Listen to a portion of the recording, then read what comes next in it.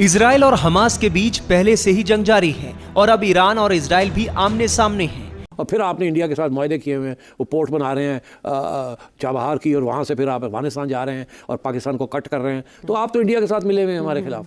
India से appeal की है कि मदद की जाए। बड़ी खबर ये है कि ईरान ने अब हेल्प मांग ली है इंडिया से कि ईरान और इसराइल का जो इशू है, जो टेंशन है, इसे खत्म करवाया जाए। ईरानियन एनवॉय का ये कहना था कि इंडिया ईरान की मदद कर सकता है, और उनका कहना था कि we have good relations with India and of course India has a close relationship with the Israeli regime. India can play an active role in preventing Israeli aggression. India से क्यों हेल्प मांग रहे हैं? वो इसलिए मांग रहे हैं, दिखाना चाहते हैं कि जो हमारा खित्ता है यहाँ पे पावर, इमर्जिंग पावर, वो इंडिया को शो करना चाहते हैं। और यही वजह है कि ईरान ने भारत से मदद मांगी। पाकिस्तान के वज़ीर ख़ारजा जो हैं भारत के साथ एक ऐसे मौके के ऊपर दोबारा तिजारत खोलने की बात कर रहे हैं जब भारत बिल्कुल पाकिस्तान के साथ ताल्लुकात बहाल करने में दिलचस्पी नहीं रखता।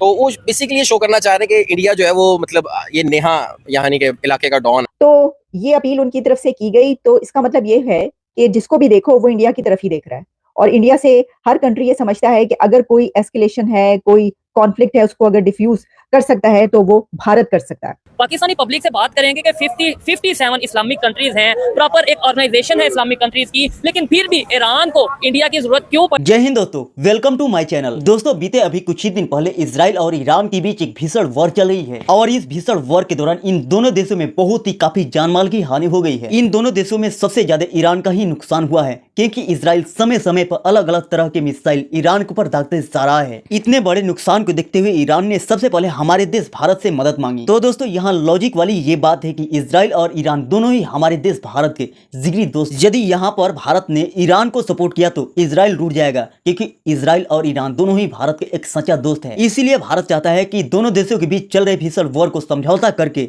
आसानी से इस वॉर को रोक दिया जाए। और दोस्तों, एक रिपोर्ट सामने निकल कर आ रहा है कि ईरान ने अब रूस से भी मदद मांगना शुरू कर दिया है। ईरान को मदद मांगते ही रूसी राष्ट्रपति व्लादिमीर पुतिन ने अपना एयर डिफेंस सिस्टम देने के लिए तैयार हो गए हैं। रूसी प्रेसिडेंट व्लादिमीर पुतिन ने ईरान को अपना एयर डिफेंस सिस्टम देने के लिए इसलिए तैयार हो गए हैं, जिस टाइम रूस और यूक्रेन के बीच भीषण वॉर चल रहा था, तब उस टाइम ईरान रूस को सपोर्ट किया था। इसी बात को देखते हुए रूसी प्रेसिडेंट व्लादिमीर पुतिन ने ईरान को सपोर्ट करने के लिए आगे आए हुए हैं। इसके अंदर बड़ी बात सामने ये आ रही है कि जो ईरान है उसने इंडिया से अपील की है कि मदद की जाए, और इसमें ईरानियन एनवॉय ने इंडिया से एक इंटरव्यू देते हुए उन्होंने एचटी को एक इंटरव्यू दिया, जिसमें ईरानियन एनवॉय का ये कहना था कि इंडिया ईरान की मदद कर सकता है, और उनका कहना था कि we have good relations with India and of course India has a close relationship with the Israeli regime. India can play an active role in preventing Israeli aggression. कि इंडिया इस वॉर सिचुएशन को diffuse करने के लिए की role play कर सकता है, ये कहना था ईरानियन एनवॉय का, क्योंकि इंडिया के बहुत अच्छे रिलेशनशिप इजराइल के साथ हैं, और ईरान ये कह रहा है कि इंडिया के हमारे साथ भी बड़े अच्छे रिलेशंस हैं। तो ये अपील उनकी तरफ से की गई, तो इसका मतलब ये है कि जिसको भी देखो वो इंडिया की तरफ ही देख रहा है, और इंडिया से हर कंट्री ये समझता है कि अगर कोई एस्केलेशन है, कोई कॉन्फ्लिक्ट है, उसको अगर डिफ्यूज कर सकता है तो वो भारत कर सकता है। और उसकी वजह आप जानते हैं कि भारत की फॉरेन पॉलिसी, वहां की बेहतरीन फॉरेन पॉलिसी, नॉन अलाइनमेंट की मूवमेंट, सबसे बेहतर ताल्लुकात। तो जब सबसे अच्छे रिलेशंस होते हैं तो जाहिर कंट्रीज ये चाहते हैं कि वो इंडिया से कहें कि आप मदद करें, क्योंकि आप कर सकते हैं। जो कंट्री बीच में ऐसा नजर आता है जिसके सबसे रिलेशंस होते हैं, जैसे कि रशिया और यूक्रेन वॉर के दौरान भी यही हुआ है कि उस वक्त भी इंडिया की तरफ देखा जा रहा था कि इंडिया की जो सिफारतकारी थी वो यूक्रेन से भी चल रही थी और वो रशिया से भी चल रही थी। रशिया से भी इंडिया ऑयल ले रहा था, तो ये बात कही जा रही थी अगर इसमें कोई बीच बचाव करवा सकता है तो वो ये है, इंडिया है। तो इस वक्त भी जो है यही बात की जा रही है। तो इस वजह से ये जो है इंटरव्यू के दौरान ईरान के एनवॉय की तरफ से ये कहा गया है कि इसको इस जो सिचुएशन है या जो एस्केलेशन है, इसको डिफ्यूज करने के लिए जो इंडिया अपना रोल प्ले कर सकता है। अब देखिए इंडिया की तरफ से क्या जवाब जाता है, क्योंकि उन्होंने एक्सटर्नल अफेयर्स मिनिस्ट्री जो इंडिया की है, ज़ाहिर है उन्हीं से कहा है ना कि भाई वही करें।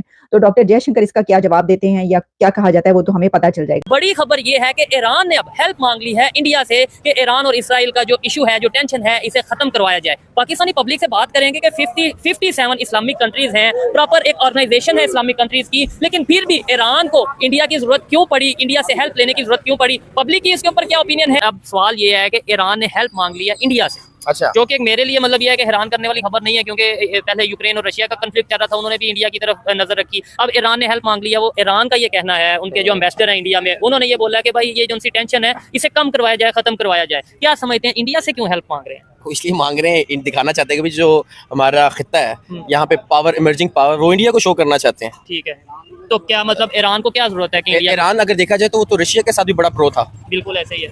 रशिया ज्यादा सुपर पावर है अगर एज कम्पेयर टू इंडिया, तो वो बेसिकली ये शो करना चाह रहे हैं कि इंडिया जो है वो मतलब ये नेहा यहाँ के इलाके का डॉन है। ठीक है, पहले रशिया को कंसीडर किया जाता नहीं, है। लेकिन अगर देखा जाए तो इंडिया का बहुत तेजी से उभरता नजर नहीं आ रहा है। यार, और nation- आपने बोला रशिया उनसे स्ट्रांग है, लेकिन हाँ। रशिया तो खुद कॉन्फ्लिक्ट में फंसा हुआ है। रशिया कैसे किसी की हेल्प करेगा? चाइना से कह सकता था। ईरान को और चाइना के काफी अच्छे ताल्लुकात है, मेरे ख्याल से इंडिया से कई गुना ज्यादा अच्छे ठीक है, ताल्लुकात हैं। लेकिन जैसे चाइना के, आपने बोला चाइना से कह सकता था, चाइना और यूएस के ताल्लुकात बेहतर नहीं है। आपको लगता है कि यूएस या इसराइल चाइना की बात मानते?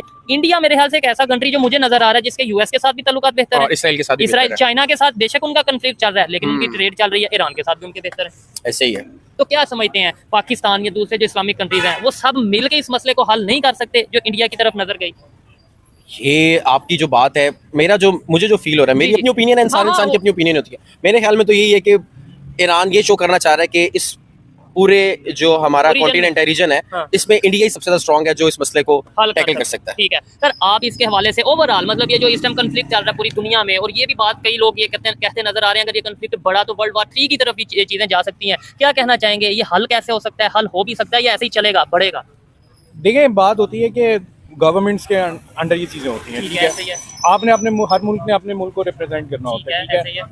अब बात होती है कि अब यहाँ पे ब्लॉक ऐसे बने हुए हैं कि जिसमें हर कोई चाहता है कि पावर हमारे पास मैक्सिमम आए। ठीक हो गया। तो उस पॉइंट ऑफ व्यू से देखें, जिस तरह का मॉडर्न दौर जा रहा है, उस पॉइंट ऑफ व्यू से कॉन्फ्लिक्ट तो वैसे सोल्यूशन है नहीं ओवरऑल, क्योंकि अब जिस तरह से टेक्नोलॉजी रेवोल्यूशनली आई है ठीक है। 2000 के बाद से समझ लें, तो अब हर चीज़ डिपेंड हो गई है टेक्नोलॉजी के मतलब ऊपर। अगर जंग छिड़ी अल्लाह ना करे तो तबाही की तरफ सारा मामला ऑब्वियसली देखिए ना, ये तो एक लॉजिकली फैक्ट है कि अगर आप कॉन्फ्लिक्ट की तरफ कोई भी चीज़ जाएगी तो उसके इन दी एंड तो आपको पता है वो उसके हालात ख़राब ही होते हैं।